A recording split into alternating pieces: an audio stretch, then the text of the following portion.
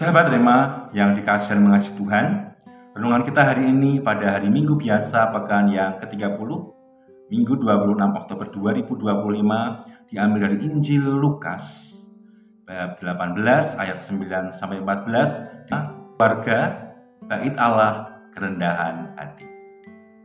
Sahabat Rema, bacaan Injil hari ini membawa kita ke suatu tempat yang suci, tempat doa sejati seharusnya terjadi, yaitu bait Allah.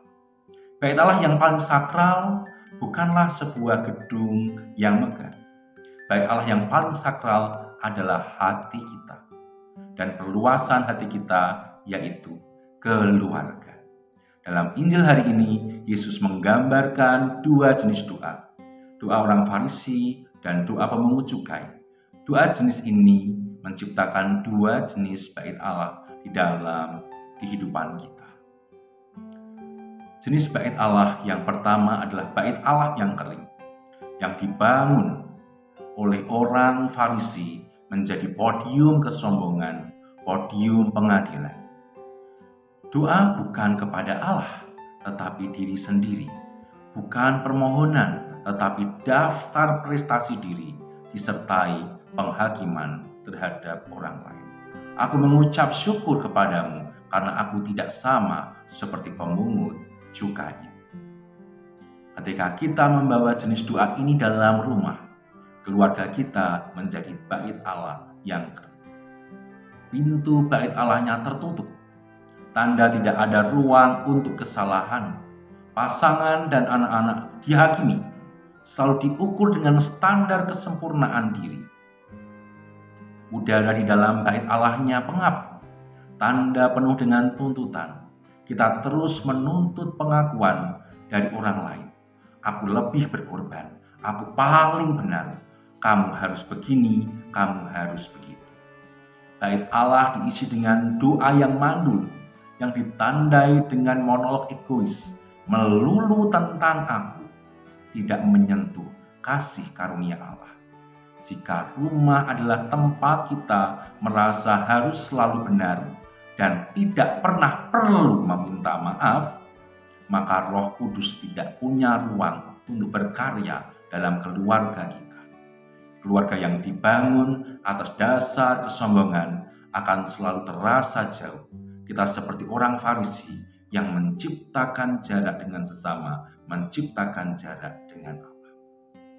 Jenis bait Allah yang kedua adalah bait Allah yang hidup, yang dibangun oleh pemungut cukai menjadi altar pengakuan dosa.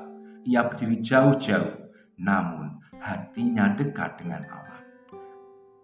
Ia tidak berani menengadah ke atas, ia memukuli dadanya. Ia mengucapkan suatu kebenaran yang membebaskan. Ya Allah, kasihanilah aku, orang berdosa ini. Ketika kita membawa jenis doa ini ke dalam rumah, keluarga kita menjadi bait Allah yang hidup. Keluarga menjadi tempat untuk saling mengasihi sebagai pendosa. Seperti pemungut cukai yang mengakui dirinya berdosa, kerendahan hati membuat kita melihat pasangan dan anak-anak bukan sebagai musuh yang salah, tetapi sebagai sesama yang sama-sama berjuang, yang sama-sama membutuhkan belas kasihan. Keluarga menjadi altar pengorbanan ego diri. Seperti pemungut cukai yang memukul dada sebagai tanda penyerahan diri dan pengorbanan ego diri, kerendahan hati membuat kita yang merasa paling benar dapat berkata, aku minta maaf. Pengorbanan ego diri adalah persembahan termurni yang dapat kita berikan kepada orang-orang yang kita cintai. Keluarga menjadi tempat kita pulang sebagai orang yang dibenarkan oleh Allah. Seperti pemungut cukai yang menerima anugerah pembenaran dari Allah. Dengan kerendahan hati kita pun dapat membuka keran aliran rahmat Allah, aliran rahmat kasih Allah dalam kehidupan kita. Sahabat Rema, mari kita bersihkan bait Allah kita, keluarga kita dari podium kesombongan, podium penghakiman, dan menjadikan kerendahan hati sebagai aturan emas di dalam rumah kita. Di hadapan pasangan, di hadapan anak-anak, marilah kita berdoa, bertindak dan hidup dalam semangat pemujudkan. Karena hanya mereka yang merendahkan diri di hadapan Allah dan sesama akan ditinggikan. Amin. Semoga Allah yang Maha Kuasa memberkati kita, Bapa dan Putra dan Roh Kudus. Keluarga Kudus Nazaret, doakanlah kami.